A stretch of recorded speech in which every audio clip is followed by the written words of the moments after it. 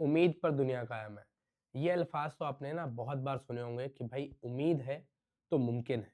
तो सबसे ज़्यादा इम्पोर्टेंट बात यहाँ पर जो रहने वाली है दैट इज़ कि इसी उम्मीद से हम लोग जो है इंडी 1 2026 की तैयारी करेंगे। आप लोगों के लिए हमारी तरफ से एक गिफ्ट था जिसका नाम था उम्मीद बैच। ठीक है जी, उम्मीद बैच की क्लासेस बहुत शानदार तरीके से चल रही हैं आपकी एनडीए 1 2026 के लिए। एनडीए 1 2026 के लिए बहुत शानदार तरीके से आप लोगों की उम्मीद बैच में क्लासेस चल रही हैं, जिसके अंदर आपकी मैथ्स की क्लासेस अर्पित सर बहुत शानदार तरीके से ले रहे हैं। इंग्लिश की क्लासेस आप लोगों की ऋषभ सर ले रहे हैं। एंड अब जो है हम लोग यहाँ पर स्टार्ट करने वाले हैं दैट इज बायो।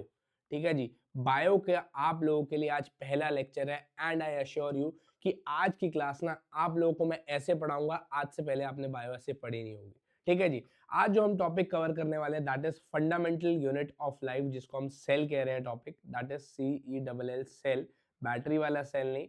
ठीक है जी, यहाँ पर बायो के अंदर जो हमारी टर्म है that is cell, the fundamental unit of life, उसके बारे में स्टार्ट करेंगे। ठीक है जी, सेल स्ट्रक्चर के बारे में पढ़ेंगे, सेल थ्योरी के बारे में पढ़ेंगे।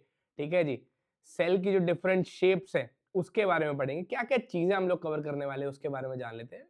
सेल के इंट्रोडक्शन के बारे में पढ़ेंगे, सेल की थ्योरी के बारे में पढ़ेंगे, सेल की जो डिफरेंट शेप्स हैं, साइजेस हैं, उसके नंबर्स हैं, एंड सेल के स्ट्रक्चर और डिवीजन के बारे में पढ़ेंगे। आप लोगों को बस क्या करना ना, आराम से पेन पेपर लेके बैठ जाना है and I will guide you through कि कैसे आप लोग सेल की पूरी इंफॉर्मेशन जो है, एक भी टॉपिक आप लोगों को जो है इस पीपीटी से, इस क्लास से बाहर नहीं देखने को मिलेगा। इसके अंदर मैंने प्रीवियस ईयर क्वेश्चंस भी आप लोगों को कवर करा रखे हैं, तो हर एक चीज आपको जो है मैं डिटेल में पढ़ाऊंगा। ये मायने नहीं रखता कि आप एनडी की तैयारी कर रहे हैं या सीडीएस की, दोनों के लिए ही बहुत क्रूशियल क्लास रहने वाली है। एंड आपको मैं बता रहा हूँ कि ये क्लास से आपको जो डायरेक्ट क्वेश्चंस पेपर के अंदर देखने को मिलेंगे। चलिए स्टार्ट करते हैं फिर। हमारा जो आज का टॉपिक है दैट इज सेल। अब सेल के बारे में अगर हम बात करें, सेल क्या होता है, देखो इसको एक एग्जांपल से समझते हैं। जैसे हमारा देश है भारत, इंडिया।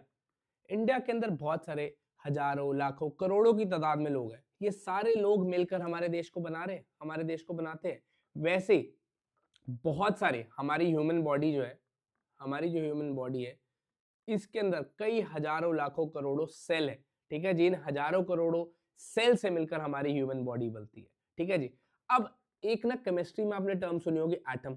कई लोग कहते हैं कि भाई जो दुनिया जो है बेसिकली एटम से बनी है, और सर आप कह रहे हो सेल से बनी है, तो डिफरेंस क्या है भाई? देखो केमिस्ट्री के अंदर जो टर्म है एटम बेसिकली यूज होती है नॉन लिविंग टर्म्स के लिए। जो भी नॉन लिविंग थिंग्स है वो बेसिकली मिलकर बनती है एटम से। वहीं अगर हम बात करें लिविंग थिंग्स की सारी, जैसे ह्यूमन बॉडी, प्लांट्स, एनिमल्स, ये सारी किससे मिलकर बनी है? That is made up of cell. ठीक है जी, इसी वजह से इसको फंडामेंटल यूनिट ऑफ लाइफ भी कहते हैं। एक और एग्जांपल से समझते हैं।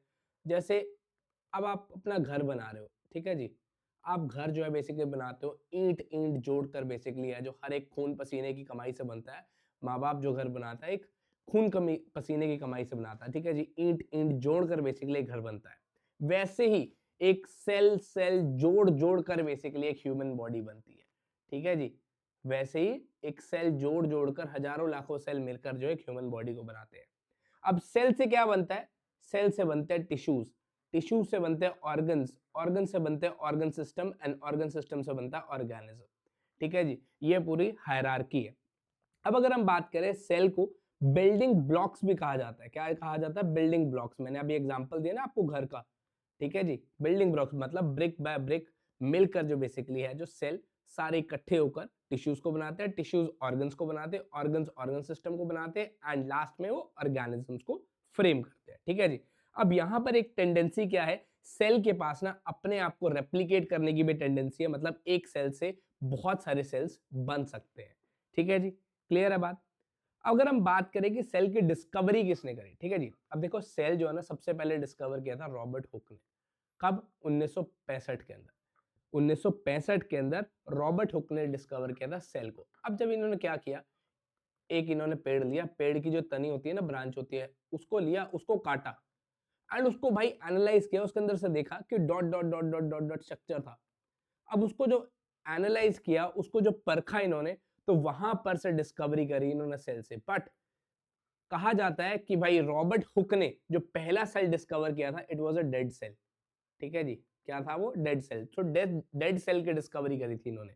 लेकिन अगर आपसे पेपर में पूछा जाए कि भाई पहला लिविंग सेल किसने डिस्कवर किया था, it was done by Anton van Leeuwenhoek. ठीक है जी, एंटोनी है यहाँ पे, एंटोन नहीं है, ये एंटोनी वैन है। एंटोनी वैन जी ने सबसे पहला जो लिविंग सेल डिस्कवर किया था that was in the year 1674। सो ध्यान रखना कि अगर आपसे पूछा जाए कि पहला सेल किसने डिस्कवर किया था दैट वाज रॉबर्ट हुक, लेकिन अगर आपसे पूछे पहला लिविंग सेल किसने डिस्कवर किया था दैट वाज एंटोनी वैन। ठीक है जी, क्लियर है बात। इसके अलावा अगर हम बात करें न्यूक्लियस, न्यूक्लियस क्या होता है, देखो जैसा हमारी ह्यूमन बॉडी है, हमारा ह्यूमन बॉडी है, उसके अंदर सबसे इंपॉर्टेंट चीज क्या होती है, हमारी ब्रेन। क्योंकि अगर दिमाग ना हो, ऑल्दो तुम्हारे अंदर बहुत कम है, बट फिर भी अगर दिमाग ना हो तो ह्यूमन बॉडी नहीं काम कर सकती।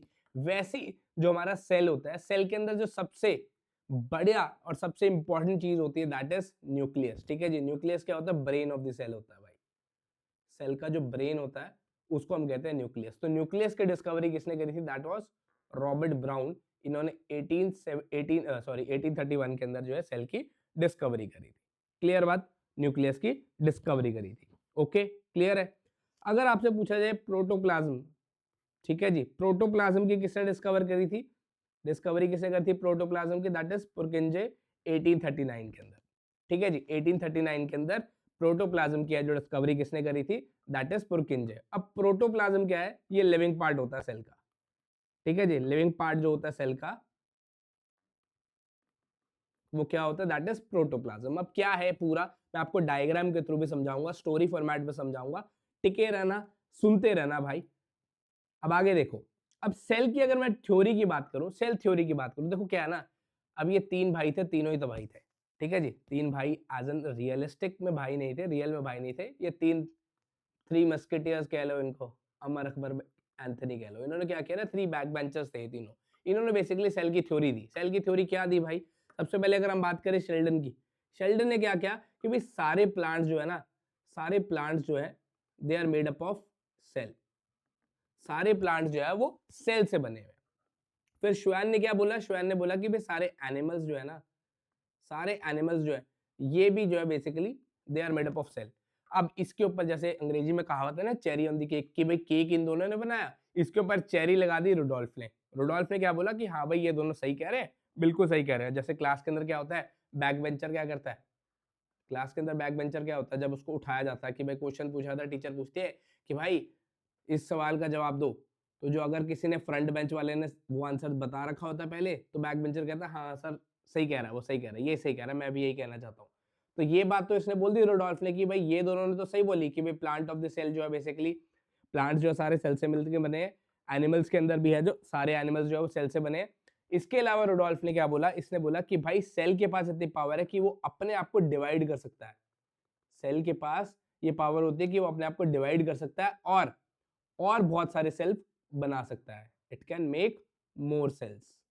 ठीक है जी, अपने आप को डिवाइड कर कर और भी बहुत सारे सेल्स जो है वो बना सकता है। ये बात बोली किसने, रुडोल्फ ने। तो ये सेल की थ्योरी दी किसने, शेल्डन ने, श्वेन ने और रुडोल्फ ने। क्लियर है बात सबको, एवरीवन, यहां तक समझ आ रहा है, बहुत अच्छे। चलो नेक्स्ट देखो भाई, अब नेक्स्ट सेल की अगर हम बात करें, अब नेक्स्ट सेल की बात करें ना, सेल की बहुत सारी डिफरेंट चीजें होती है भाई। सेल जो है बहुत डिफरेंट साइजेस के हो सकते हैं, बहुत नंबर्स के अंदर होते हैं। मैंने आपको बताया ना एक्सपोनेंशियल लेवल के अंदर होता है। ह्यूमन बॉडी की अगर हम बात करें या प्लांट्स की बात करें, एनिमल्स की बात करें, हजारों लाखों की तादाद में सेल्स है जिनको मिलकर बेसिकली है जो हमारी ह्यूमन बॉडी बनी है, कोई भी एनिमल बना है या प्लांट बना है। ठीक है जी, तो ये डिफरेंट शेप्स के हो सकते हैं, डिफरेंट साइजेस के हो सकते हैं, डिफरेंट नंबर्स के हो सकते हैं। ठीक है जी, उसके बारे में बात कर लेते हैं। सबसे पहले अगर हम बात करें यहाँ पर, तो इस सेल जो है ना दो पार्ट्स के अंदर हम क्लासिफाई कर सकते हैं, that is unicellular and multi cellular.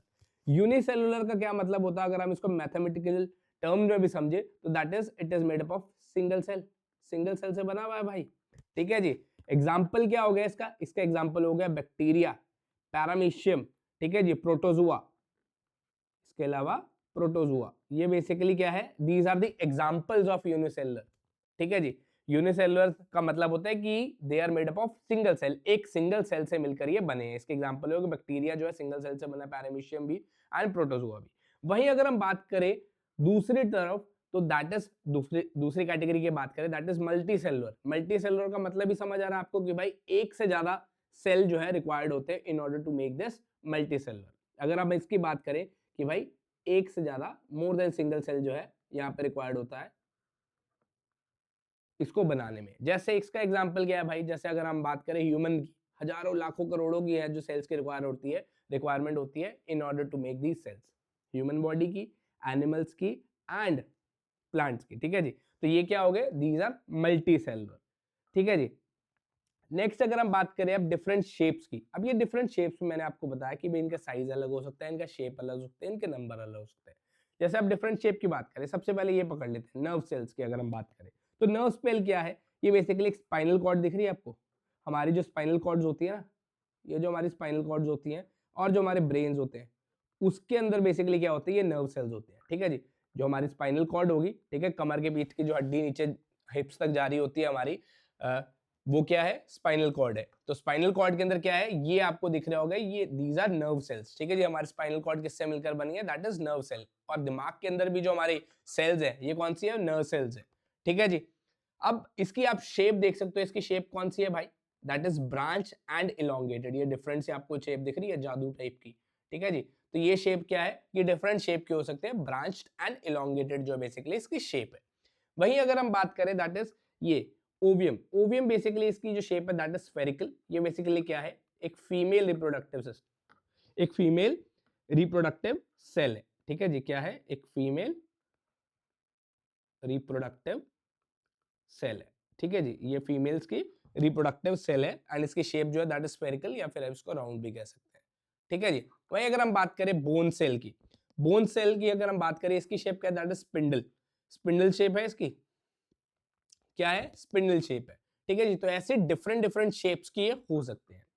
Next अगर हम बात करें यहाँ पर, दैट इज डिफरेंट साइजेस। अब अगर हम बात करें साइज की, तो देखो अगर आपसे पूछा जाए कि भाई वर्ल्ड का लार्जेस्ट सेल कौन सा, दैट इज ऑस्ट्रिच एग, ठीक है जी। आप देख रहे हो शुतुरमुर्ग, शुतुरमुर्ग का नाम सुना है, तो शुतुरमुर्ग का जो अंडा होता है, शुतुरमुर्ग का जो अंडा होता है या फिर ऑस्ट्रिच का जो एग है, दैट इज लार्जेस्ट सेल, ठीक है जी। वहीं अगर हम बात करें स्मॉलेस्ट सेल की, दैट इज बैक्टीरिया, माइकोप्लाज्मा कहते हैं जिसको, एंड बैक्टीरिया ये एक तरह का, ये बेसिकली है जो स्मॉलेस्ट सेल है, ठीक है जी। तो अगर आपसे क्वेश्चन पूछा जाए कि which is the smallest cell, that is mycoplasma, जिसको हम बैक्टीरिया, बेसिकली एक बैक्टीरिया होता है। वहीं अगर आपसे पूछा जाए कि लार्जेस्ट सेल कौन सा है, दैट इज ऑस्ट्रिच एग, ठीक है जी। यहां तक सबको क्लियर है बात, समझ आ रहा है ईच एंड एवरीथिंग। लाइक ठोक दो भाई फटाफट से, और कमेंट सेक्शन में ना सच्ची में बताना कि कैसी लग रही है आपको पीपीटी, कैसा लग रहा है कंटेंट। एंड इस बार एनडीए 2026 का एग्जामिनेशन क्रैक करने से ना तुम्हें कोई नहीं रोक सकता। फटाफट से, जिसने टेलीग्राम नहीं ज्वाइन किया है, तो ये सीडीएस वाला जो हमारा चैनल है उसको भी ज्वाइन कर सकते हैं। एंड एनडीए अगर आपने ज्वाइन करना है तो अर्पित चौधरी हमारा जो टेलीग्राम चैनल है उसको बेसिकली है जो ज्वाइन कर सकते हैं, ठीक है जी। अर्पित चौधरी आप चैनल लिखेंगे टेलीग्राम पे, वो आ जाएगा, ठीक है जी। अगर आपको कोई डाउट आता है तो मुझे व्हाट्सएप पे भी पूछ सकते हैं, इंस्टा पे फॉलो कर लेना। चलिए, अब अगर हम बात करें यहाँ पर सेल की, देखो अब सेल क्या है, ये ना, ये बेसिकली इसको आप डायग्राम से समझो। अब सेल बेसिकली डिफरेंट तरह के हो सकता है, जरूरी नहीं है आपको कि ऐसा ही सेल आपको जो है बनाना है, ठीक है जी।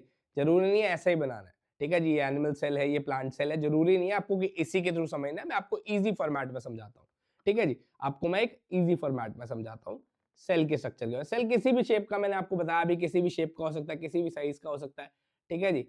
किसी भी शेप का हो सकता है, किसी भी साइज का हो सकता है, ओके। जरूरी नहीं है कि भाई आप जैसे सोच रहे हो कि वैसा ही हो, ठीक है जी। चलिए अब समझते हैं भाई। सबसे पहले ये देखो, ये जो मेम्ब्रेन है इसकी, ये जो मेम्ब्रेन है इसको हम सबसे पहले कहते हैं प्लाज्मा मेम्ब्रेन, या फिर इसको हम और एक नाम से भी जानते हैं, दैट इज सेल मेम्ब्रेन। ये बेसिकली क्या है, ये बेसिकली कंसिडर करता है इसको बॉडीगार्ड, ठीक है जी। जैसे हमारे बॉडीगार्ड का क्या काम होता है, हमारी बॉडी को गार्ड करना, वैसे ही बेसिकली प्लाज्मा मेम्ब्रेन या फिर सेल मेम्ब्रेन का काम क्या होता है, दैट इज सेल को गार्ड करना, ठीक है जी। जो हमारा सेल है उसको गार्ड करना, ठीक है जी। अब इसके अलावा जो हमारा ये इंपॉर्टेंट है, ये जिसको हम कहते हैं ब्रेन, दैट इज न्यूक्लियस, ठीक है जी। न्यूक्लियस क्या है हमारा, that is brain of cell, okay. क्या कहते हैं हम इसको, ब्रेन ऑफ सेल, ठीक है जी। क्लियर है बात। इसके अलावा अगर हम बात करें, दैट इज ये जो चीज आ रही है हमारी, जिसको हम कहते हैं सेल ऑर्गेनालीज। सेल ऑर्गेनालीज बहुत सारी होती है, इसके बारे में हम आगे जानेंगे, ठीक है जी। इसको हम क्या कहते हैं, सेल ऑर्गेनालीज। ये होती है हमारी सेल ऑर्गेनालीज, ठीक है जी। इसके अलावा ना यहाँ पर ये जो आउटर लेयरिंग है, ठीक है जी, सेल मेम्ब्रेन के अलावा या फिर प्लाज्मा मेम्ब्रेन के अलावा भी ना एक आउटर लेयरिंग होती है, जिसको हम कह सकते हैं, क्या कह सकते हैं भाई, दैट इज सेल वॉल। क्या होती है, सेल वॉल होती है। ठीक है जी, ये बेसिकली आप कह सकते हो, ये जैसे मिनिस्टर्स को मिलते हैं ना जेड प्लस सिक्योरिटी, ये बेसिकली जेड प्लस सिक्योरिटी है। ये सिर्फ किसके पास होती है, ठीक है जी, किसके पास होती है, that is in plant cell. ये सिर्फ प्लांट सेल के पास होती है, इसको स्टार लगा लेना भाई। ये सिर्फ प्लांट सेल के पास होती है, एनिमल्स के पास नहीं होती है। ठीक है जी, प्लांट सेल के अंदर ही अवेलेबल होती है सेल वॉल जो है, ये जेड प्लस सिक्योरिटी एक तरह से आप कंसिडर कर सकते हो। ठीक है जी, क्लियर है। इसके अलावा ये जो ये बह रही हैं चीजें, ये सारी जो है, ये क्या है, ये फ्लूइड है। ये क्या है, ये फ्लूइड। ठीक है जी, इसको हम क्या कहते हैं, these are known as cytoplasm, या फिर फ्लूइड भी है। जेली लाइक स्ट्रक्चर है ना, ये जेली सी टाइप जैसे ये फ्लो कर रही है, ये जेली सी फ्लो कर रही है, इसको हम जो है फ्लूइड कहते हैं, या फिर साइटोप्लाज्म भी कंसिडर कर सकते हैं। जेली लाइक स्ट्रक्चर होते हैं फ्लूइड के फॉर्म के अंदर। ओके, क्लियर है बात सबको एवरीवन, ये मैंने आपको अभी समझा दिया। ठीक है जी, और डिटेल में भी हम आगे बढ़ेंगे इसके बारे में। ठीक है जी, अब एक क्वेश्चन फ्रेम कर लेते हैं भाई, है जो हमने प्रीवियस ईयर क्वेश्चन हमारा CDS 2 2023 का क्वेश्चन है कि which of the following simplified diagrams of a plant cell 5 plants organise are marked. ये मैंने बताना है कि भाई ये कौन कौन सा है। ये देखो बाहर का स्ट्रक्चर आपने बताना है भाई कौन सा है भाई। पहला क्या है हमारा, वन। वन क्या है हमारा, दैट इज सबसे बाहर मैंने जेड प्लस सिक्योरिटी में बताया ना, first one is cell wall. Second क्या है हमारा, दैट इज, हाँ जी जल्दी बताओ, सेल मेम्ब्रेन, या फिर इसको हम क्या कह सकते हैं, it is also known as plasma membrane. ठीक है जी, CM या PM भी कह लो इसको, CM भी कह सकते हैं या फिर PM भी कह सकते हैं। ठीक है जी, CM PM कहते हैं इसको, cell membrane and plasma membrane. Third one is, ये क्या है, थर्ड वन इज एंडोप्लाज्मिक। इसके बारे में अभी पढ़ाया नहीं, कोई बात नहीं, आगे पढ़ाते हैं। एंडोप्लाज्मिक रेक्टुलम। ठीक है जी, फोर्थ वन कौन सा है, ये मैंने अभी बताया ना आपको, brain, brain of cell that is nucleus. ठीक है जी, and fifth one is vacuole.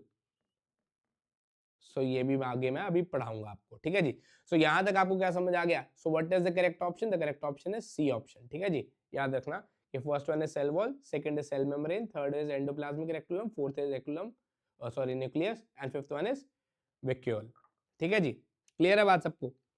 चलिए, अब अगर हम बात करें प्लाज्मा मेम्ब्रेन की एंड सेल मेम्ब्रेन की, क्या है भाई ये plasma membrane and cell membrane की अगर हम बात करें तो क्या है, उसके बारे में जान लेते हैं। देखो, ये प्लाज्मा मेम्ब्रेन और सेल मेम्ब्रेन जो है ना, इसको हम और भी किस नाम से जानते हैं, that is selective permeable membrane. क्या कहते हैं इसको, सिलेक्टिव परमिएबल मेम्ब्रेन। ठीक है जी, सिलेक्टिव परमिएबल मेम्ब्रेन के नाम से भी कंसिडर करते हैं, इसको स्टार लगा लेना। ठीक है जी, अब अगर हम बात करें प्लाज्मा मेम्ब्रेन की, तो ये किस चीज से मिलकर बना होता है, they are made up of lipids and proteins. किस चीज से मिलकर बना होता है, they are made up of lipids and protein. ठीक है जी, यही इंपॉर्टेंट बात है प्लाज्मा मेम्ब्रेन की, दैट इज कि ये सिलेक्टिव परमिएबल मेम्ब्रेन है and they are made up of lipids and protein. ठीक है जी, ये बेसिकली क्या करती है, ये सेल के एंट्री एंड एग्जिट की चीज के अंदर फॉल करती है। ठीक है जी, सबसे बाहर की जो आउटर लेयर है जिसको जेड प्लस सिक्योरिटी कहते हैं, that is cell wall, and यहां पर एक बॉडीगार्ड समझ लो सेल का, दैट इज प्लाज्मा मेम्ब्रेन और सेल मेम्ब्रेन। ठीक है जी, चलो नेक्स्ट देखो आप क्वेश्चन क्या, एक और प्रीवियस ईयर क्वेश्चन है, which of the following statement is correct about the cell membrane. इनमें से कौन सी स्टेटमेंट है जो सेल मेम्ब्रेन के रिगार्डिंग सही है, करेक्ट है, that is it is made up of cellulose, it is a permeable structure for all substances, it is flexible and enables the cell to engulf many materials, or it does allow diffusion of gases like oxygen and carbon dioxide. So C is the correct option. ये अभी आप धीरे धीरे इसका answer दे पाओगे। ठीक है जी, चलिए नेक्स्ट क्या है, next is active and passive transport. अब ये दो चीजें क्या है सर, ये दो बला क्या है, उसके बारे में बता दो। चलिए इसके बारे में जान लेते हैं। देखो, जब कोई सब्सटेंस हायर कॉन्स्टिट्यूशन से, जब कोई सब्सटेंस हायर कॉन्सेंट्रेशन से लोअर कॉन्सेंट्रेशन की तरफ मूव करता है, उसको हम क्या कहते हैं, दैट इज पैसिव ट्रांसपोर्ट। ठीक है जी, जब कोई सब्सटेंस हायर कंसेंट्रेशन से लोअर कंसेंट्रेशन की तरफ मूव करता है, उसको हम कहते हैं पैसिव ट्रांसपोर्ट। वहीं जब कोई सब्सटेंस लोअर कंसेंट्रेशन से हायर कंसेंट्रेशन की तरफ मूव करता है, उसको हम क्या कहते हैं, एक्टिव ट्रांसपोर्ट। ठीक है जी, क्लियर है बात। इसके अंदर बेसिकली एनर्जी जो है रिक्वायर्ड नहीं होती, एक स्लो प्रोसेस होता है, इसके अंदर एनर्जी रिक्वायरमेंट होती है in the form of ATP। ठीक है जी। वहीं अगर हम बात करें ओनली स्मॉल मॉलिक्यूल्स और water molecules are transported passively, and ये जो बेसिकली एक रैपिड मूवमेंट है, रैपिड प्रोसेस है। Movement of large molecules occur by active transport. Simple सी बात, यहाँ पर कुछ नहीं है, कहने का मोटिव यही है कि भाई अगर कोई हायर कंसेंट्रेशन से लोअर कंसेंट्रेशन की तरफ मूव करता है तो क्या है, वो पैसिव है, एंड लोअर से हायर की तरफ मूव करता है तो एक्टिव है। ठीक है जी। चलिए आगे अब चीज क्या है हमारी, दैट इज डिफ्यूजन। दो चीजें हैं देखो, डिफ्यूजन एंड ऑस्मोसिस। ऑस्मोसिस देखो, डिफ्यूजन के अंदर कुछ भी हो सकता है, सॉलिड, लिक्विड और गैस। देखो इसके अंदर क्या है, इसके अंदर बेसिकली है जब कोई सब्सटेंस मूव करता है हायर कंसंट्रेशन से लोअर कंसंट्रेशन की तरफ, ठीक है जी, हायर कंसंट्रेशन से लोअर कंसंट्रेशन की तरफ जब कोई सब्सटेंस मूव करता है, चाहे वो सॉलिड फॉर्म में हो, चाहे वो लिक्विड फॉर्म में हो, या फिर गैसियस फॉर्म में हो, ठीक है जी, जब कोई सब्सटेंस हायर कंसंट्रेशन से लोअर कंसंट्रेशन की तरफ मूव करता है, चाहे वो किसी फॉर्मेट में भी हो, सॉलिड, लिक्विड या फिर गैस, तो उस प्रोसेस को हम क्या कहते हैं, it is known as diffusion. ठीक है जी। लेकिन अगर कोई प्रोसेस, अगर कोई सब्सटेंस, लिक्विड सब्सटेंस स्पेसिफिकली अगर हम बात करें, अगर कोई लिक्विड सब्सटेंस, अगर कोई लिक्विड सब्सटेंस मूव करता है हायर कंसंट्रेशन से लोअर कंसंट्रेशन की तरफ, तो उसको हम क्या कहते हैं, ऑस्मोसिस। और थोड़ा डिटेल में समझते हैं, देखो एग्जांपल से समझाता हूं। यहां पर देखो एग्जांपल, देखो एक ये चीज मैंने बनाई है, एक एग्जांपल देता हूं। ठीक है जी, ये देखो, ये सेल है, सेल के अंदर ये हायर कंसंट्रेशन एंड ये लोअर कंसंट्रेशन। सो अगर कोई सब्सटेंस सेल के विदिन, अगर कोई सब्सटेंस सेल के विदिन हायर कंसंट्रेशन से लोअर कंसंट्रेशन की तरफ मूव करता है तो उसको हम कहते हैं डिफ्यूजन। ठीक है जी। अगर कोई सब्सटेंस हायर कंसंट्रेशन से लोअर कंसंट्रेशन की तरफ मूव करता है within the cell, cell के अंदर ही रहकर, सेल के अंदर ही है ना सारी चीजें हो रही हैं, सेल के अंदर ही हायर कंसंट्रेशन से लोअर कंसंट्रेशन की तरफ जो है कोई सॉलिड, लिक्विड या गैस कोई मूव कर रही है, तो उस प्रोसेस को हम डिफ्यूजन कहते हैं। वहीं दूसरी तरफ, वहीं दूसरी तरफ एग्जांपल देता हूं, वहीं दूसरी तरफ अगर, अगर कोई सब्सटेंस हायर कंसंट्रेशन से लोअर कंसंट्रेशन की तरफ मूव करता है सेमी पेपरेबल, सेमी परमिएबल मेम्ब्रेन के थ्रू, इसको हम कहते हैं दैट इज ऑस्मोसिस। देखो यहां पर क्या है, यहां पर बेसिकली है जो हायर कंसंट्रेशन से लोअर कंसंट्रेशन की तरफ जा रहा है, हायर कंसंट्रेशन से यहां पर लोअर कंसंट्रेशन की तरफ जा रहा है, बट बीच में क्या आ रही है, ये सेल की सेमी परमिएबल मेम्ब्रेन। ठीक है जी, ये सेमी परमिएबल मेम्ब्रेन को क्रॉस करके जब हायर कंसंट्रेशन लोअर कंसंट्रेशन की तरफ जा रही है, या फिर लोअर कंसंट्रेशन से हायर कंसंट्रेशन की तरफ आ रहे हैं, दोनों के बीच में लेकिन ये सेमी परमिएबल मेम्ब्रेन आ रही है, इसको क्रॉस करके जब जाते हैं सब्सटेंस लिक्विड फॉर्म के अंदर ही होना चाहिए, एंड उस प्रोसेस को हम क्या कहते हैं, it is known as osmosis. इस प्रोसेस को हम क्या कहते हैं, it is known as osmosis. Clear है बात सबको? ठीक है जी, क्लियर है बात सबको? अब ये जो है दो फॉर्मेट्स के अंदर होती है ओस्मोसिस, दो प्रकार की होती है, एक होती है एंडोस्मोसिस एंड एक होती है एक्सोस्मोसिस। ठीक है जी, एक जो है एंडोस्मोसिस और दूसरी इज एक्सोस्मोसिस। ठीक है जी। अब एंडोस्मोसिस के अंदर क्या होता है, liquid comes in the cell then the cell swells. ठीक है जी, जब एंडोस्मोसिस के अंदर क्या होता है कि भाई लिक्विड जो है जब सेल के अंदर आता है तो क्या करता है, बेसिकली सेल फूल जाता है, सेल जो है वो फूल जाता है, उस प्रोसेस को हम कहते हैं एंडोस्मोसिस। वहीं जब लिक्विड जो है सेल से बाहर जाता है, जब लिक्विड जो है वो सेल से बाहर जाता है तब सेल क्या करता है, सेल श्रिंक करता है, इस प्रोसेस को हम कहते हैं एक्सोस्मोसिस। ठीक है जी, एंडोस्मोसिस, एक्समोसिस। ठीक है, समझ गए? जब सेल के विद इन जो है हायर कंसंट्रेशन से लोअर कंसंट्रेशन की तरफ कोई सब्सटेंस मूव करता है तो उसको डिफ्यूजन कहते हैं। जब सेल के बीच में, जब हायर कंसंट्रेशन से लोअर कंसंट्रेशन की तरफ कोई सब्सटेंस मूव करता है, लिक्विड सब्सटेंस, और बीच में सेमी परमिएबल मेम्ब्रेन को क्रॉस करके जाता है, तो उस प्रोसेस को ऑस्मोसिस कहते हैं। क्लियर है बात सबको? एवरीवन, बहुत बढ़िया। चलिए अब नेक्स्ट देखो, ऑस्मोसिस क्या है? Osmosis is the process of movement of water molecule from its, क्या है भाई, higher concentration to its lower concentration through a semi permeable membrane. ठीक है जी, तो D is the correct option. ये भी एक प्रीवियस ईयर क्वेश्चन है हमारा। ठीक है जी, तो साइड बाय साइड मैं आप लोगों को प्रीवियस ईयर क्वेश्चन भी करा रहा हूं, अपने मोटे दिमाग की हार्ड डिस्क के अंदर इसको सेव कर लेना, बिकॉज ये बहुत क्रूशियल है, बहुत इंपॉर्टेंट है एग्जामिनेशन पॉइंट ऑफ व्यू से। आप लोग कुछ भी चीजें नहीं भूले, इसी वजह से ये चीज कराई जा रही है। अब बात आती है हमारी भाई डिफ्यूजन एंड ऑस्मोसिस का जो हमारे को डिफरेंस था, ये इसको गो थ्रू कर लेना, ठीक है। वैसे मैंने आपको बता दिया, इतना डिटेल में जाने की जरूरत नहीं है, ठीक है जी। अब नेक्स्ट आता है हमारा that is types of solutions, ठीक है जी। Next is types of solutions, ठीक है जी। नेक्स्ट हमारा जो टॉपिक है that is types of solutions. अब देखो क्या है, अब तीन तरह के सॉल्यूशंस होते हैं, एक होता है हाइपरटोनिक, एक होता है आइसोटोनिक और एक होता है हाइपोटोनिक। देखो इसका एग्जांपल देता हूं, एक बीकर है, ठीक है जी। एक बीकर के अंदर पानी है, ठीक है जी, बहुत सारा पानी है। अब वाटर जो है वो क्या होगा, वाटर होगा सॉल्वेंट, ठीक है जी। वहीं दूसरी तरफ इसके अंदर क्या ऐड कर दी, इसके अंदर हमने ऐड कर दी चीनी। चीनी ले लो या फिर नमक ले लो, कुछ भी ले लो, हमने इसके अंदर ऐड कर दिया, ठीक है जी। और इसको हिला दिया, घुमा दिया, हिला दिया, ठीक है जी। क्या हो गया, चीनी होगी।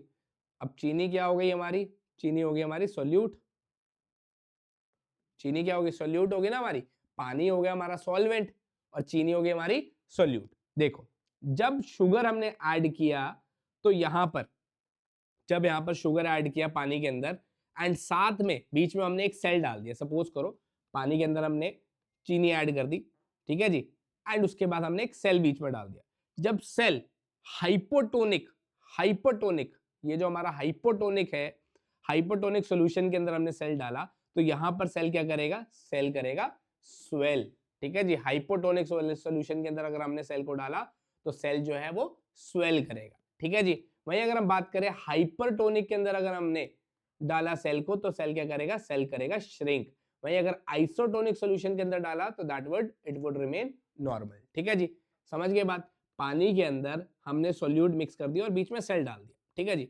तो अगर हाइपोटोनिक सॉल्यूशन हुआ हमारा तो सेल क्या करेगा, वो श्रिंक कर जाएगा, सॉरी स्वेल कर जाएगा, फूल जाएगा, क्योंकि पानी उसके अंदर जाएगा सेल के तो सेल फूल जाएगा, ठीक है जी। हाइपरटोनिक के अंदर क्या करेगा, वो सेल श्रिंक करेगा, सिकुड़ जाएगा। एंड अगर आइसोटोनिक सॉल्यूशन हुआ तो उसके अंदर क्या करेगा, दैट इज यहां पर जो वो नॉर्मल रहेगा। क्यों, क्योंकि इसके अंदर जो क्या होता है, हायर सोल्यूट इनसाइड होता है, मतलब इसके अंदर हाइपोटोनिक सॉल्यूशन है जिसके अंदर वो फूलेगा, इसके अंदर बेसिकली सोल्यूट का जो लेवल है वो बेसिकली ज्यादा होगा, ठीक है जी। हायर सोल्यूट होगा, हायर बेसिकली है जो वाटर आउटसाइड होगी, मतलब सोल्यूट जब ज्यादा होगा तो चीनी पानी जो है बेसिकली बाहर ज्यादा आएगा, जिसकी वजह से सेल के अंदर वो पानी फूल जाएगा, ठीक है जी। वहीं अगर हाइपरटोनिक की बात करें तो यहां पर जो है हमारा सोल्यूट जो है वो ज्यादा बाहर होगा एंड पानी जो है वो इनसाइड ज्यादा रहेगा, इस वजह से सेल जो है वो श्रिंक कर जाएगा। क्लियर है बात सबको, एवरीवन। तो यहां पर हाइपोटोनिक सॉल्यूशन के अंदर सेल जो है वो स्वेल करेगा, हाइपरटोनिक के अंदर जो है श्रिंक करेगा एंड आइसोटोनिक के अंदर नॉर्मल रहेगा। अब नेक्स्ट दो चीजें होती है दैट इज एंडोक्सिटोसिस एंड ऑक्सीटोसिस, ठीक है जी। एंडोसाइटोसिस एंड एक्सोसाइटोसिस, ठीक है जी। एंडोसाइटोसिस क्या होता है भाई एंड एक्सोसाइटोसिस क्या होता है उसके बारे में जान लेते हैं। जब basically when a material comes inside the cell with the help of plasma membrane or cell membrane then it is called as endocytosis, ठीक है जी। जब कोई मटेरियल बेसिकली आप ये देख रहे हैं, जब कोई मटेरियल बेसिकली प्लाज्मा मेम्ब्रेन, जब कोई मटेरियल प्लाज्मा मेम्ब्रेन और सेल मेम्ब्रेन की मदद से, जब कोई मटेरियल प्लाज्मा मेम्ब्रेन या फिर सेल मेम्ब्रेन की मदद से अंदर आएगा सेल के, उस प्रोसेस को हम कहते हैं दैट इज एंडोसाइटोसिस। एंड जब कोई मटेरियल बाहर जाएगा, जब कोई मटेरियल बाहर जाएगा सेल की, जब कोई मटेरियल बाहर जाएगा सेल के तो इस प्रोसेस को क्या कहेंगे हम, एक्सोसाइटोसिस, ठीक है जी। ये समझो दोबारा से, जब कोई सब्सटेंस या मटेरियल बेसिकली आप कह सकते हो प्लाज्मा मेम्ब्रेन या फिर सेल मेम्ब्रेन जिसको हम बॉडी गार्ड कहते हैं, बॉडी गार्ड है ना हमारा, बॉडी गार्ड की तरफ से एंटर करेगा या एग्जिट करेगा तो उस प्रोसेस को एंडोसाइटोसिस कहते हैं। एंड जब वो सेल से बाहर जाएगा तो उसको एक्सोसाइटोसिस कहते हैं, ठीक है जी। क्लियर है बात। अब नेक्स्ट आती है हमारी सेल वॉल। अब सेल वॉल जो अगर हम बात करें किससे बनी होती है, it is made up of cellulose, ठीक है जी। ये किससे बनी होती है, सेलुलोज से बनी होती है। अब एक यहाँ पर आपको टर्म दिख रही होगी दैट इज प्लास्मोलाइसिस। प्लास्मोलाइसिस क्या होती है, बेसिकली ये shrinkage of living part of cell को कहते हैं, ठीक है जी। It is known as shrinkage of living part of cell, ठीक है जी।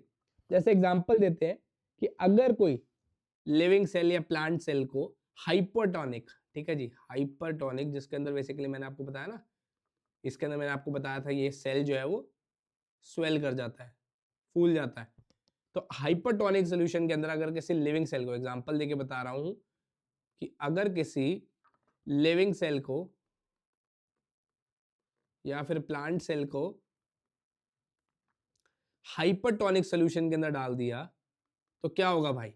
तो क्या होगा, ये एग्जांपल से समझो। हाइपरटोनिक सोल्यूशन के अंदर डाल दिया तो क्या होगा भाई? उसकी जो है क्या हो जाएगा?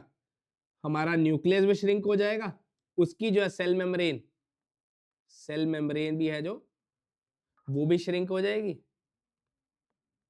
उसका जो न्यूक्लियस है वो भी श्रिंक हो जाएगा, बट उसकी जो सेल वॉल है, ये आप देख रहे हो ना, ये बनी हुई है हमारी, ये जो हमारा स्ट्रक्चर है, ये जो हमारी सेल वॉल है, ये जो हमारी सेल वॉल है, ये श्रिंक नहीं होगी, ये श्रिंक नहीं होगी। क्यों? क्योंकि ये जो सेल वॉल है ना, इसका काम क्या है? ये बेसिकली क्या करती है?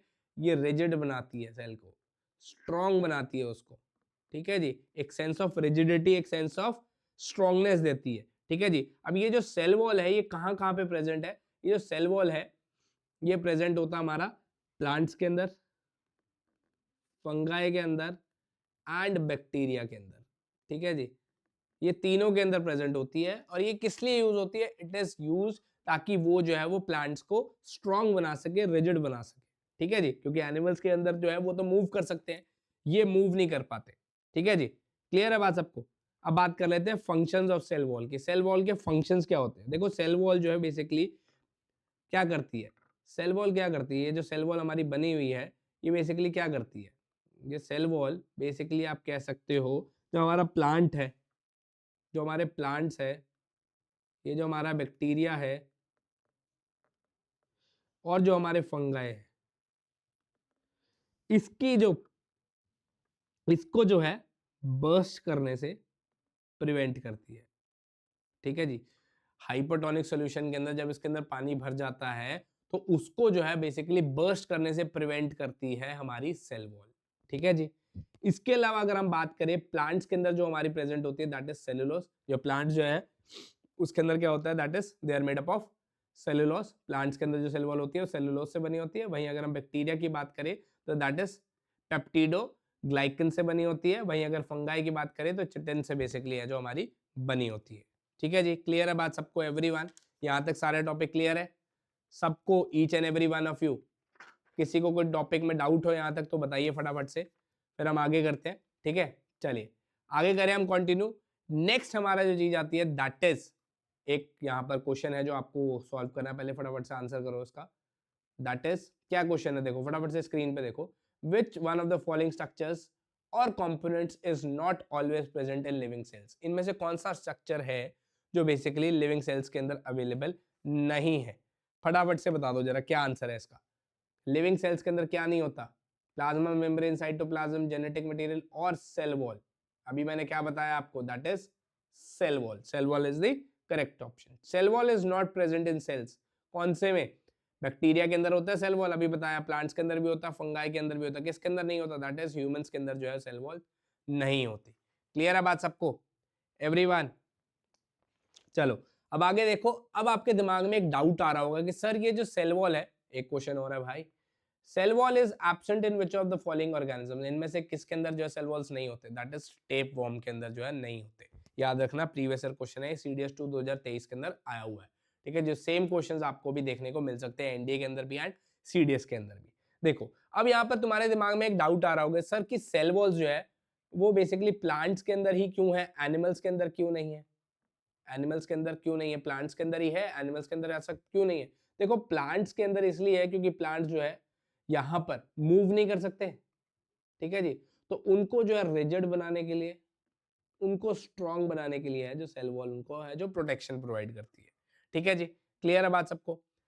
अब नेक्स्ट हमारी जो टर्म आती है दैट इज न्यूक्लियस। न्यूक्लियस मैंने आपको बताया था ना क्या होता है, ये ब्रेन ऑफ सेल भाई। इसके बिना जो है वो काम नहीं चलेगा। तो सेम चीज जो आप कह सकते हो कि न्यूक्लियस जो है हमारा दैट इज वेरी इंपॉर्टेंट, ठीक है जी। न्यूक्लियस बहुत इंपॉर्टेंट है। जैसे हमारी ह्यूमन बॉडी अगर हम बात करें तो दिमाग के बिना हमारी बॉडी क्या जीरो है, क्योंकि दिमाग से हर चीज चलना है, ठीक है जी।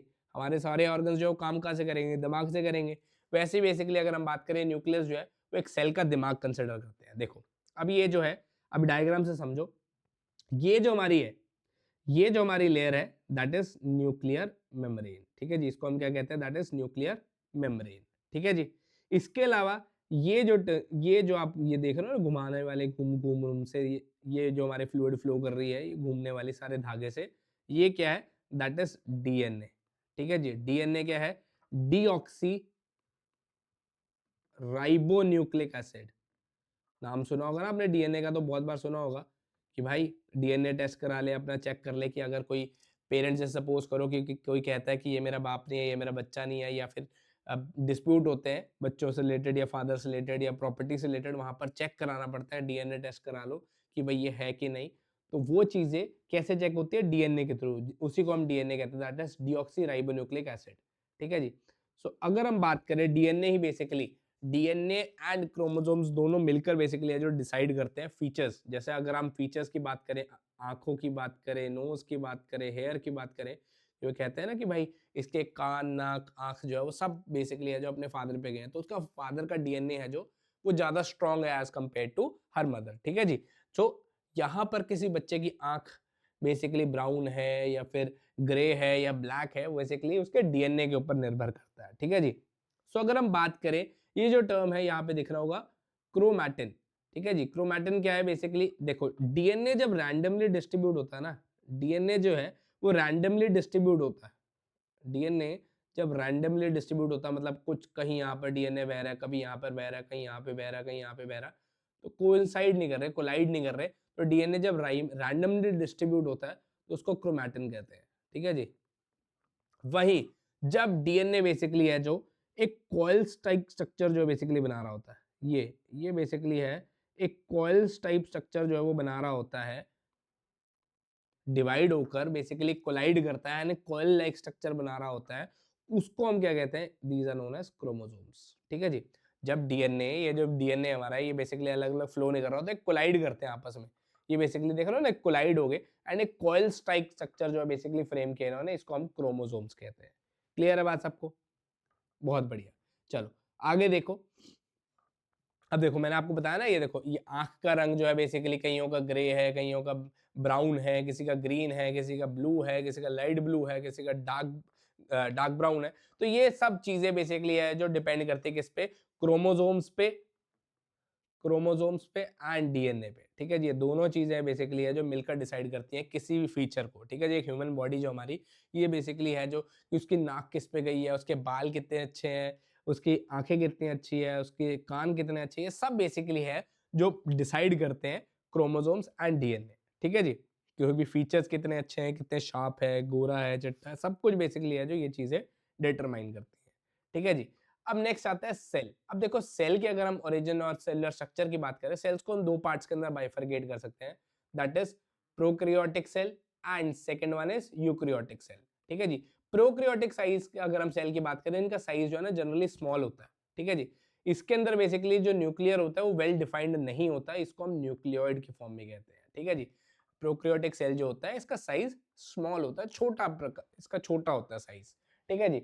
एंड ये जो न्यूक्लियर होता है इसके अंदर, इसका जो न्यूक्लियस होता है वो बेसिकली न्यूक्लियस इसके अंदर वेल डिफाइंड नहीं होता, इसको हम न्यूक्लियोइड कहते हैं। सिंगल क्रोमोसोम होता है इसके अंदर, एंड जो इसके सेल मेम्ब्रेन है वो बेसिकली बाउंडेड होते हैं, और इसके जो ऑर्गेनालीज होती है वो बेसिकली एब्सेंट होती है। सेल के अंदर मैंने बताई थी ना आपको, पीछे पढ़ाई थी आपको मैंने, सेल के अंदर ऑर्गेनालीज भी होती है, तो ऑर्गेनालीज जो होती है इसके अंदर एब्सेंट होती है, लेकिन एक ऑर्गेनाली प्रेजेंट होती है जिसको हम कहते हैं राइबोसोम, ठीक है जी।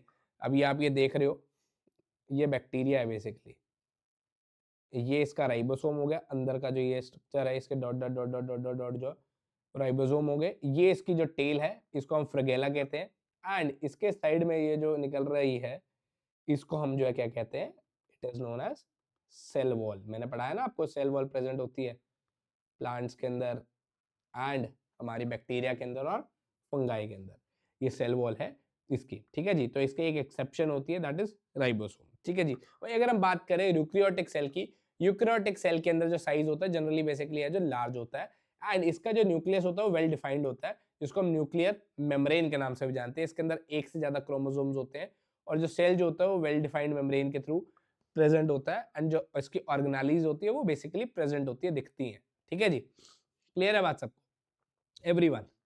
अब नेक्स्ट आता है हमारा राइबोसोम। राइबोसोम को अगर हम बात करें, राइबोसोम्स क्या होते हैं, यहाँ पे हमने पीछे भी डिस्कस किया है। राइबोसोम्स को हम कहते हैं प्रोटीन फैक्ट्री।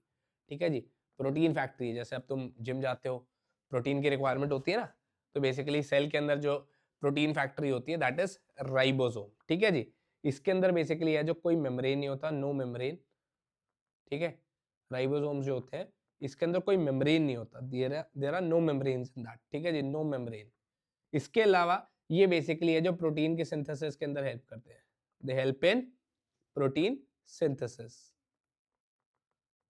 ठीक है जी, थर्ड वन है ये बेसिकली दोनों के अंदर प्रेजेंट होते हैं, बोथ प्रोक्रियोटिक एंड यूक्रियोटिक, दोनों सेल्स के अंदर बेसिकली है ये प्रेजेंट होते हैं। क्लियर है बात सबको, everyone, each one of you. चलिए आगे देखो, बहुत शानदार चीजें हैं भाई, अभी और हमने पढ़नी है, लेक्चर थोड़ा लंबा होने वाला है, बट आपको मैं बता दिया कि ये सेल की एक इकलौती क्लास है जो आपको लगानी है। इसके अलावा आपके जो है बायो का जो चैप्टर हमारा cell the fundamental unit of life, इसके अलावा आपको कोई और वीडियो नहीं देखने की जरूरत। यहाँ से आपके बायो के जो क्वेश्चन पूछे जाएंगे सेल टॉपिक से, एक भी क्वेश्चन आपको क्लास से बाहर नहीं देखने को मिलेगा। मेरी तबियत थोड़ी ढीली है, वो आपको मेरी आवाज में भी दिख रहा होगा, बट उम्मीद मुझे यही है कि आप लोग साथ देंगे, रेगुलर क्लासेस के अंदर आएंगे, बिकॉज मैं भी बहुत मेहनत करके लाया हूँ। कंटेंट क्वालिटी आपको दिख रही है, मेहनत आपको दिख रही है। ठीक है जी, तो आप लोगों के लिए कर रहे हैं भाई, ऐसा कंटेंट फ्री ऑफ कॉस्ट वैसे ही कोई नहीं देता, बट हम लोग चाहते हैं कि आपका सिलेक्शन हो। आपसे कुछ नहीं चाहिए भाई, 0% पेमेंट चाहिए, बट 100% कंसिस्टेंसी चाहिए।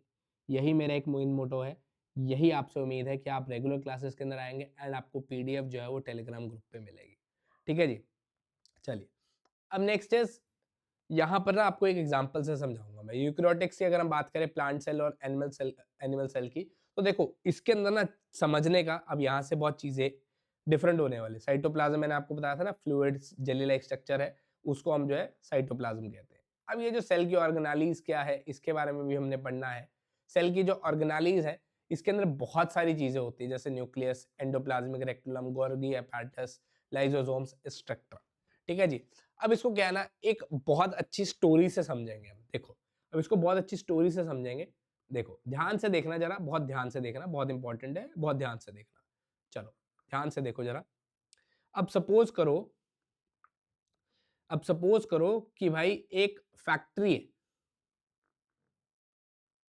जहां पर फोन बन रहे हैं। सपोज करो आईफोन बन रहा है, आईफोन बड़े चर्चा में है, तो आईफोन बन रहा है। ठीक है जी, आईफोन की फैक्ट्री है। अब जब आईफोन की फैक्ट्री बनेंगे तो भाई कई हजारों की तादाद में फोन बनते हैं, तो कई फोन जो है वो स्टोर भी कर लेते हैं। ठीक है जी, कई फोन जो है बेसिकली है उनके वेस्ट भी होते हैं जिसको वो डिकम्पोज करते हैं बाद में। ठीक है जी, और कुछ जो बेसिकली है जो फोन बनाए गए उनकी जो है बेसिकली डिलीवरी भी करनी है। ठीक है जी, उनकी जो है वो डिलीवरी भी करनी है। सपोज करो कि भाई रोहित नाम का एक लड़का है, उसको आईफोन चाहिए, तो बीच में है जो डिलीवरी भी होगी, पैकेजिंग, डिलीवरी सब कुछ भी हुई की जाएगी, एंड बीच में है जो दो बेसिकली है जो गुंडे भी हैं जो बेसिकली ये डिलीवरी रोकेंगे। सपोज करो कि एक आईफोन की फैक्ट्री है जहाँ पे आईफोन मैन्युफैक्चर हो रहे हैं, कई हजारों की तादाद में आईफोन मैन्युफैक्चर हो रहे हैं। उसको कंपनी कुछ अपने स्टोरेज रूम के अंदर स्टोर भी करती है आगे की सेल के लिए, एंड कुछ जो है बेसिकली डिकम्पोज भी करती है क्योंकि वो वेस्ट हो जाते हैं। ठीक है जी, एंड जो बनाए जाते हैं फोन वो बहुत बढ़िया तरीके से है जो लोगों को बेचे भी जाते हैं। अब लोगों ने सपोज करो किसी ने ऑनलाइन ऑर्डर किया अमेजोन से कि भाई मेरे को जो है एक आईफोन चाहिए, तो ये उसको क्या करेगी, आईफोन की फैक्ट्री जो है बेसिकली उसको जो है बेसिकली वहां पर जो है वो पैकेजिंग होगी, स्टोरेज होगी, एंड उसके बाद उसकी डिलीवरी होगी। ठीक है जी, मीनवाइल बीच में है जो दो लोग भी खड़े हैं जो बेसिकली लूटने के लिए खड़े हैं, दो गुंडे कह लो एक तरह से। अब कौन कौन क्या है, उसका रोल प्ले क्या है, उसको हम समझते हैं। ठीक है जी, अब ये जो आईफोन की मैं फैक्ट्री कह रहा हूँ, ये जो आईफोन फैक्ट्री है हमारी, ये क्या है, आईफोन फैक्ट्री क्या है उसके बारे में जान लेते हैं। ये आईफोन फैक्ट्री हमारी क्या है, दैट इज एंडोप्लाज्मिक रेक्टुलम। ठीक है जी, एंडोप्लाज्मिक रेक्टुलम। ठीक है जी, एंडोप्लाज्मिक रेक्टिकुलम। ठीक है जी, एंडोप्लाज्मिक रेक्टिकुलम। ठीक है जी, आईफोन फैक्ट्री हो गई हमारी एंडोप्लाज्मिक रेक्टिकुलम। वहीं अगर हम बात करें स्टोरेज रूम की, स्टोरेज रूम क्या है, बेसिकली एक्स्ट्रा मटेरियल जैसे सेल का होता है ना, वो स्टोर किया जाता है वैक्यूल के अंदर, ठीक है जी। एक्स्ट्रा जो मटेरियल होता है वो बेसिकली स्टोर किया जाता है कहां पर, वैक्यूल के अंदर, VACUOCLE, ठीक है जी, वैक्यूल, ठीक है जी। इसके अलावा जो हमारा ये वेस्ट है जो बेसिकली डिकम्पोज किया जाता है, ये क्या है basically, these are known as lysosomes, lysosomes, ठीक है जी। ये क्या है, दीज आर माइटोकॉन्ड्रिया, जो दो हमारे गुंडे हैं ये बेसिकली क्या है, ये हमारे है माइटोकॉन्ड्रिया, जिसको हम power house of the cell कहते हैं, एंड साथ ही साथ प्लास्टिड्स, ठीक है जी। दीज आर, ये जो दो गुंडे हैं, एक हो गया माइटोकॉन्ड्रिया और एक हो गया प्लास्टिड्स, ठीक है जी। क्लियर है बात सबको। और ये जो पैकिंग वाला जो स्टफ है, सारा पैकिंग पुकिंग करके लेके जाएंगे, इनको हम क्या कहते हैं, इनको हम कहते हैं दैट इज गोल्गी अपैरेटस, ठीक है जी, क्या कहते हैं, गोल्गी अपैरेटस। चलो अब एक एक करके सारी चीजें हम समझते हैं। चलिए सबसे पहले, इससे पहले हमने आंसर देना, दैट इज यूकैरियोटिक सेल्स जो हमारा क्या है, are much more complex as compare to prokaryotics, ठीक है जी। यूकैरियोटिक सेल्स जो हमारे, these are much more complex as compare to prokaryotics. which one of the following structures is exclusively present in a eukaryotic cell? इनमें से क्या है specifically जो एक यूकैरियोटिक सेल के अंदर प्रेजेंट होता है, दैट इज डी, माइटोकॉन्ड्रिया, ठीक है जी। चलिए अब अगर हम बात करें एंडोप्लाज्मिक रेक्टिकुलम की, यहां पर मैंने आपको जो बताया एंडोप्लाज्मिक रेक्टिकुलम क्या होते हैं, ये बेसिकली ट्यूब्स एंड शीट्स बनाते हैं, क्या बनाते हैं, ट्यूब्स एंड शीट्स बनाते हैं विद इन दी सेल, ठीक है जी। ये क्या बनाते हैं, ट्यूब्स और शीट्स, यहाँ पे आप डायग्राम के थ्रू देख रहे होंगे, ये ट्यूब्स भी बनाते हैं, ये ट्यूब्स होगी एंड ये शीट्स भी बनाते हैं, ठीक है जी, विद इन दी सेल। ये काम होता है एंडोप्लाज्मिक रेक्टिकुलम, जिसको हम ईआर कहते हैं, ठीक है जी। अब इसको दो पार्ट्स के अंदर हम डिवाइड कर सकते हैं, दो तरह के होते हैं, that is rough endoplasmic reticulum and smooth endoplasmic reticulum, ठीक है जी। ये दो तरह की होती हैं, rough endoplasmic reticulum and smooth endoplasmic reticulum. अब देखो डिफरेंस क्या है दोनों के बीच में। रफ एंडोप्लाज्मिक रेक्टिकुलम क्या होता है, देखो अगर एंडोप्लाज्मिक रेक्टिकुलम के सरफेस के ऊपर राइबोसोम्स होते हैं, इसके सरफेस के ऊपर राइबोसोम्स प्रेजेंट होते हैं, तो वे क्या फॉर्म करते हैं, दे फॉर्म प्रोटीन, ठीक है जी। अगर इसके सरफेस के ऊपर राइबोसोम्स होते हैं तो बेसिकली क्या हेल्प करते हैं, ये प्रोटीन की सिंथेसिस के अंदर मदद करते हैं, ठीक है जी। एंड यहां पर अगर एंडोप्लाज्मिक रेक्टिकुलम के सरफेस के ऊपर राइबोसोम्स नहीं होते तो वो क्या फॉर्म करते हैं, दे फॉर्म लिपिड्स, ठीक है जी, ये लिपिड्स बनाते हैं। वहीं अगर हम बात करें राइबोसोम्स की, तो इनका एंजाइम्स और हार्मोन का कोई रोल प्ले नहीं होता, ठीक है जी। इनका एंजाइम्स का एंड हार्मोन का कोई रोल प्ले नहीं होता, इसके अलावा कोई डिटॉक्सिफिकेशन नहीं होती इसके अंदर, लिपिड्स का कोई रोल प्ले नहीं होता है इसके अंदर। वहीं दूसरी तरफ स्मूथ एंडोप्लाज्मिक रेक्टिकुलम की अगर हम बात करें तो यहां पर लिपिड्स की फॉर्मेशन होती है, प्रोटीन की सिंथेसिस नहीं होती, इसके अलावा एंजाइम का एंड हार्मोन का बहुत इंपॉर्टेंट फंक्शन होता है, और it is very crucial in detoxification, ठीक है जी। लिवर सेल्स की अगर हम बात करें स्पेसिफिकली, तो ये बहुत क्रूशियल रोल प्ले करती है हमारी डिटॉक्सिफिकेशन के अंदर, ठीक है जी। Next is Golgi apparatus. Golgi apparatus की अगर हम बात करें तो ये बेसिकली क्या है, ये पैरेलल शीट्स है, ये आपको देख रहे होगे, ये ऐसे, ये हमारी जो है ये क्या है, these are parallel sheets. Golgi apparatus क्या है, दीज आर पैरेलल शीट्स, ठीक है जी। इसकी डिस्कवरी किसने करी थी, that is Camillo Golgi. Camillo Golgi ने है जो डिस्कवर किया था इसको, उनके नाम पे ही बेसिकली है जो गोल्गी अपैरेटस नाम रखा गया है इनका, ठीक है जी। ये क्या करती है, मैंने आपको यहाँ समझाया था ना, ये बेसिकली क्या करती है, ट्रांसपोर्टेशन के अंदर मदद करती है। ये यहाँ से आईफोन की डिलीवरी करनी है अगर उस आदमी तक, तो बेसिकली क्या करती है, पैकिंग एंड ट्रांसपोर्टेशन का जो काम है बेसिकली वो इसका है, ठीक है जी। Packaging and transport of protein across the cytoplasm जो है वो किसका काम है, दैट इज गोल्गी अपैरेटस, ठीक है जी। क्या काम है इसका, that is packaging and transporting of protein across the cytoplasm. ये बेसिकली है जो मेन क्रूशियल रूल है गोल्गी अपैरेटस का, ठीक है जी। एंड साथ ही साथ बहुत इंपॉर्टेंट रोल प्ले जो क्या है, दैट इज जो हमारे लाइसोसोम्स है उनकी फॉर्मेशन के अंदर भी ये बहुत इंपॉर्टेंट रोल प्ले है। ठीक है जी, एक इंपॉर्टेंट बहुत क्रूशियल दैट इज स्टार लगा लेना, इसको एग्जामिनेशन में पूछा जा सकता है कि लाइसोसोम्स की फॉर्मेशन के अंदर किसका सबसे बड़ा आता है, that is Golgi apparatus. Golgi apparatus जो है बेसिकली बहुत इंपॉर्टेंट रोल प्ले करता है लाइसोसोम्स की फॉर्मेशन के अंदर।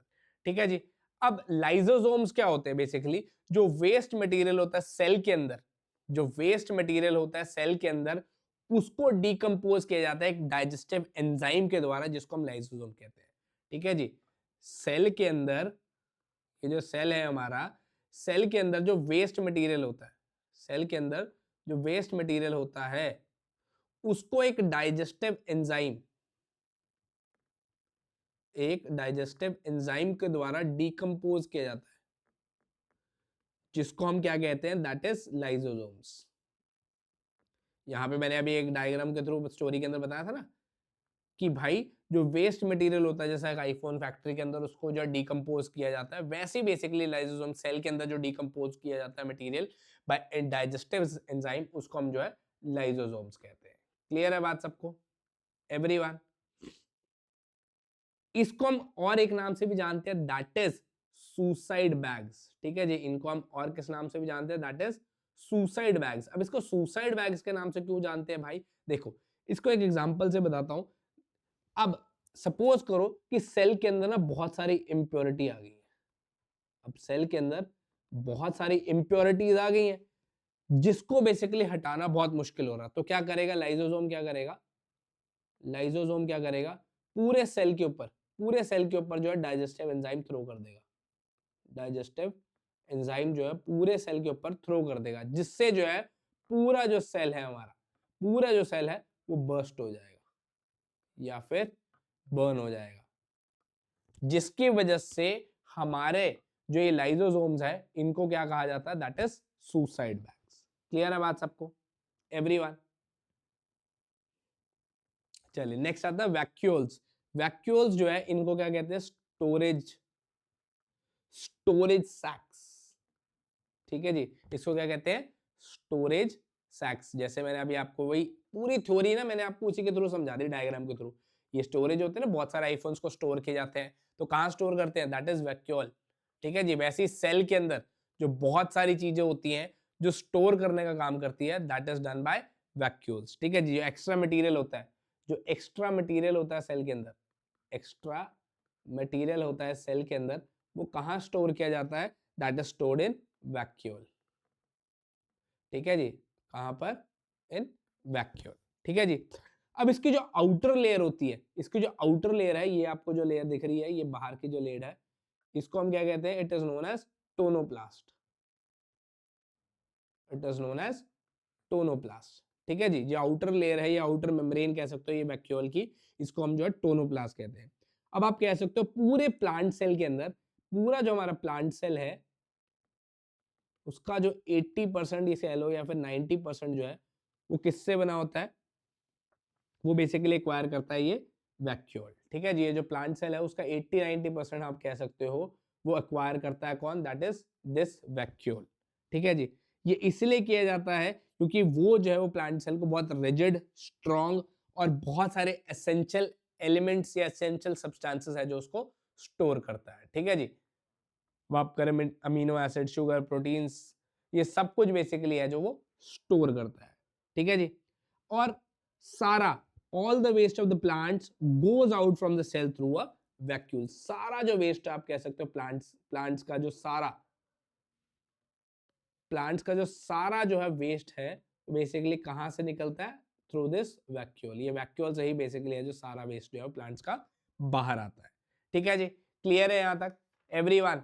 चलिए नेक्स्ट आता है हमारा, दैट इज माइटोकॉन्ड्रिया। माइटोकॉन्ड्रिया, इसको हम क्या कहते हैं, that is power house of the cell. बचपन से सुना होगा आपने ये चीज, दैट इज, वैसे तो ये सारा टॉपिक आपने जो अपने 9th-10th ये क्लासेस जब आपने करी थी तब आपने पढ़े होंगे, अगर नहीं पढ़े तो कोई घबराने वाली बात नहीं है, मैं आपके साथ खड़ा हूँ, आप लोगों को पूरी बायो जो है वो टिप्स पे रटवा देंगे, टेंशन लेने की बात नहीं है। ठीक है जी, माइटोकॉन्ड्रिया जो है इसको हम क्या कहते हैं, that is, it is known as power house of the cell. ठीक है जी, ये बेसिकली क्या करती है ना, इसको मैंने आपको यहाँ पर अब डायग्राम पे चलते हैं दोबारा, जो मैंने आपको स्टोरी समझाई थी, इसी स्टोरी के अंदर मैंने आपको यहाँ पे दो गुंडे बताए थे। ये जो दो गुंडे हैं, that is first one is mitochondria and second one is plastids. ये दो गुंडों की बारी आ चुकी है। अब इनको गुंडा क्यों कहा गया है? क्योंकि इनके पास अपने जो है वो डीएनए है एंड अपने जो है वो राइबोसोम्स है। ठीक है जी, इनके पास इतनी पावर है कि अपने डीएनए एंड अपने राइबोसोम्स जो है वो खुद प्रोड्यूस करते हैं। ठीक है जी, इसके लिए इसकी वजह से इनको कहा गया है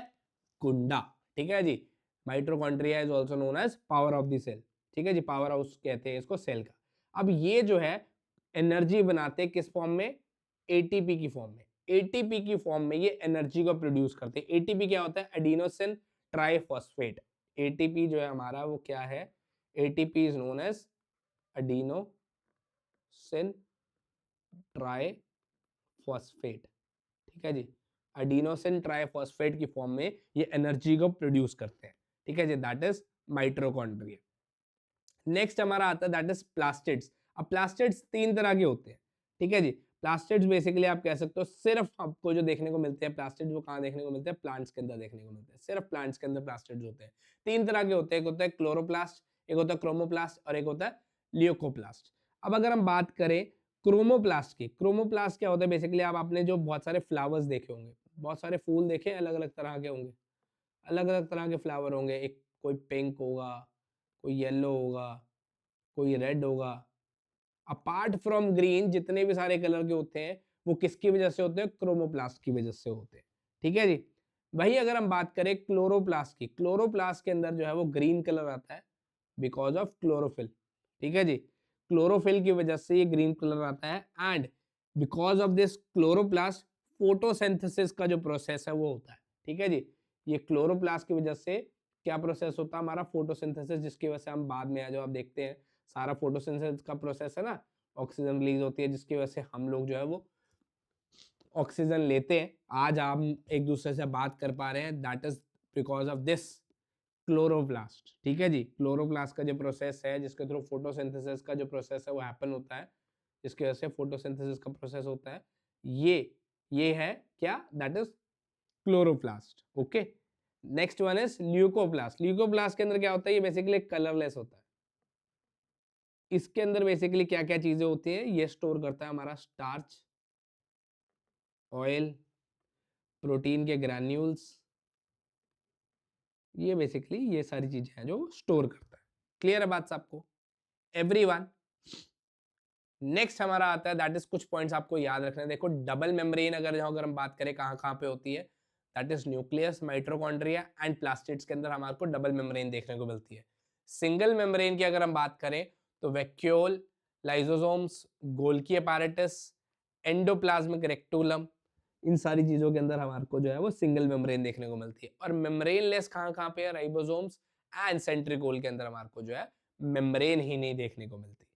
next and the last topic जो हमारा रह चुका है यहाँ के आज के सेशन का, दैट इज सेल डिवीजन। पहले ये बताओ मजा आ रहा है? अब तक आप लोगों को क्लास जो है वो कैसी लगी? एक बार कमेंट सेक्शन में जरूर बताना, एक ऑनेस्ट रिव्यू देना कि भाई कंटेंट कैसा लगा, टॉपिक कैसा पढ़ाया आप लोगों को मैंने, एंड आगे की क्लासेस के अंदर आप कितना एक्साइटेड हो। रेगुलर कंसिस्टेंसी चाहिए मुझे, रेगुलर बेसिस के ऊपर जो भी बच्चा पढ़ रहा है वो कंटिन्यूअस अगर आएगा तभी आप लोगों को है जो मजा आएगा। सारी चीजें कवर कराऊंगा including bio, polity, history, eco, current affairs, सब चीजें कराऊंगा। टेंशन लेने की बात नहीं है, बस आपसे कंसिस्टेंसी चाहिए मुझे। ठीक है जी, अब नेक्स्ट है सेल डिवीजन। अब ये प्रोसेस होता है जिसके थ्रू जो बेसिकली सेल जो अपने आप को डिवाइड करता है इनटू मोर सेल्स। ठीक है जी, सेल डिवीजन क्या होता है? सिंपल से अंग्रेजी भाषा में समझ आ रहा है कि सेल अपने आप को डिवाइड करता है ताकि एक से ज्यादा सेल के अंदर प्रोड्यूस कर सके। ठीक है, अब ये बेसिकली क्यों करता है? दो रीजंस होते हैं, एक ग्रोथ के लिए और दूसरा रिप्रोडक्शन के लिए। ठीक है जी, ये दो प्रोसेसेस के थ्रू। अगर हम बात करें, देखो अब एक सेल है, एक सेल है जिसको हम कहते हैं पेरेंट सेल। अब बेसिकली सेल जो है वो दो टाइप्स के हो सकते हैं, एक होता है माइटोसिस। दो मेन टाइप के सेल्स होते हैं, दैट एक इज माइटोसिस एंड एक इज मियोसिस। ठीक है जी, दो अलग अलग प्रकार के सेल की डिवीजन होती है, दो अलग अलग प्रकार के होते हैं, एक होता है मिटोसिस, एक होता है मियोसिस। ठीक है जी, जो सेल होता है ना बेसिकली जो पेरेंट सेल होता है, जो एक सिंगल सेल होता है उसको हम कहते हैं पेरेंट सेल। जब पेरेंट सेल दो पार्ट्स के अंदर अपने आप को बांट देता है, ये जो दो हिस्सों के अंदर बांटता है उसको हम क्या कहते हैं? पहले तो डॉटर सेल। ठीक है जी। जो मेन सेल होता है उसको हम कहते हैं पेरेंट सेल, एंड जिसमें बढ़ता है उसको हम कहते हैं डॉटर सेल। सन सेल नहीं होता, सन सेल नहीं होता, ठीक है जी। सेल कह रहा हूँ, सेल, CELL, ठीक है जी। तो सन सेल नहीं होता, सन सेल को होता है सन सेल नहीं होता, डॉटर सेल होता है, ठीक है जी। जब कोई पेरेंट सेल अपने आप को दो पार्ट्स के अंदर बांट देता है, दो डॉटर सेल्स उसको देखने को मिलती हैं। यहाँ पे जैसे सपोज करो फर्स्ट प्रोसेस अगर हम बात करें, मिटोसिस क्या होता है? मिटोसिस के अंदर क्या होता है? जब एक पेरेंट सेल दो पार्ट्स के अंदर, दो डॉटर सेल के अंदर अपने आप को बांट देता है, एंड सपोज करो उसके पास 12 क्रोमोसोम्स है, पेरेंट सेल के पास 12 क्रोमोसोम्स है, सेम क्रोमोसोम्स जो है मिटोसिस के अंदर जो है वो पास ऑन होते हैं दोनों सेल्स को, डॉटर सेल्स को, ठीक है जी। डिफरेंस क्या है भाई? मिटोसिस क्या होता है? जब एक पेरेंट सेल अपने आप को दो डॉटर सेल्स के अंदर बांट देता है, ठीक है जी, एंड साथ ही साथ सेम क्रोमोसोम्स जो है दोनों के अंदर ट्रांसफर होते हैं, उस प्रोसेस को हम कहते हैं मिटोसिस। कि भाई एक पेरेंट सेल ने अपने आप को तोड़ा, ये टूटा पेरेंट सेल, ठीक है जी, ये टूटा पेरेंट सेल, एक पेरेंट सेल टूटा एंड इसके अंदर से दो जो है डॉटर सेल्स निकल गए। क्लियर है? देखो दोबारा समझाता हूँ, समझो मेरी बात, ध्यान से समझो, दोबारा से समझो, नहीं समझ आया तो कोई दिक्कत नहीं है, ठीक है जी। दो प्रकार के सेल्स होते हैं, एक होता है हमारा मिटोसिस, एक होता है मेयोसिस, ठीक है जी।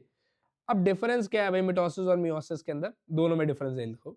जो मेन हेड सेल होता है ना उसको हम कहते हैं पेरेंट सेल, एंड जिसमें वो बढ़ता है उसको हम कहते हैं डॉटर, डॉटर सेल, ठीक है जी।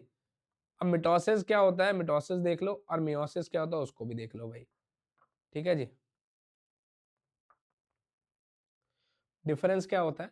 देखो, मिटोसिस और मियोसिस के अंदर डिफरेंट क्या होता है? जैसे सपोज करो एक ये पेरेंट सेल है, इसने बेसिकली अपने आप को तोड़ा, इसने अपने आप को तोड़ा, तो दो सेल निकले, ये जो दो सेल निकले इनको हम कहते हैं डॉटर सेल, ठीक है जी। अब ये जो डॉटर सेल दो निकलेंगे, इसके अंदर से जो राइबोसोम्स होंगे, सपोज करो पेरेंट सेल पे 12 राइबोसोम्स है, क्रोमोसोम्स, सॉरी राइबोसोम्स कह रहा हूं, 12 क्रोमोसोम्स है, तो सेम क्रोमोसोम्स जो है बेसिकली वो ट्रांसफर होंगे मिटोसिस के प्रोसेस के थ्रू, सेम क्रोमोसोम्स जो है वो बेसिकली ट्रांसफर होंगे, 12 ही बेसिकली फर्स्ट डॉटर सेल को जाएंगे, 12 ही सेकेंड डॉटर सेल को जाएंगे by the process of mitosis. इस प्रोसेस के अंदर ये होता है। Next is meiosis. मियोसिस के अंदर क्या होता है कि जो पेरेंट सेल है वो बेसिकली अपने आप को चार हिस्सों के अंदर बेसिकली जो डिवाइड करता है, चार डॉटर सेल्स के अंदर, ठीक है जी। मिटोसिस के प्रोसेस के अंदर जो है दो डॉटर सेल्स के अंदर डिवाइड करता है, एंड मियोसिस के प्रोसेस के अंदर चार डॉटर सेल्स के अंदर। बट ओनली डिफरेंस क्या है कि यहां पर जो है, यहां पर अगर सपोज करो 12 क्रोमोसोम्स उसके पास है, तो ये जो है वो हाफ हो जाएंगे, ठीक है जी। ये हाफ हो जाएंगे, मतलब 12 थे तो कितने हो जाएंगे? 6, 6, 6 एंड 6, सबके पास जो है वो हाफ ऑफ आ जाएंगे। इसके अंदर पूरे पूरे आएंगे, 12 अगर पेरेंट के पास थे तो 12 ही डॉटर के पास आएंगे, लेकिन यहाँ पर जो है मियोसिस के प्रोसेस के अंदर ये बेसिकली प्रोसेस जो है वो हाफ कर देगी, डिवाइड कर देगी, डिवाइड बाय 2 हो जाएगा समझ लो, तो हाफ ऑफ आ जाएंगे सबके पास, 6, 6, 6, 6, ठीक है जी, चारों के पास हाफ ऑफ आ जाएंगे। क्लियर है बात सबको? Everyone, all of you. So यहां पर आप लोगों का ये जो पूरा टॉपिक है, मैंने cell, the unit of life, the fundamental unit of life, हर एक चीज, हर एक टॉपिक मैंने डिटेल के अंदर आपको कवर करा दे, इंक्लूडिंग प्रीवियस ईयर क्वेश्चंस। तो इससे रिलेटेड कुछ भी अगर आपको पूछा जाता है तो आप लोग बहुत आसानी से है जो इसको आंसर कर पाएंगे। एंड आई होप आपको आज का सेशन बहुत पसंद आया होगा। तो कमेंट सेक्शन में जरूर बताना कि आपको क्लास कैसी लगी, एंड नेक्स्ट क्लास का आप कितने बेसब्री से है जो इंतजार कर रहे हैं। ठीक है बच्चे, सो आई होप आपको आज की क्लास पसंद आई हो। सो आपसे मिलेंगे नेक्स्ट सेशन में, तब तक के लिए जय हिंद, जय भारत।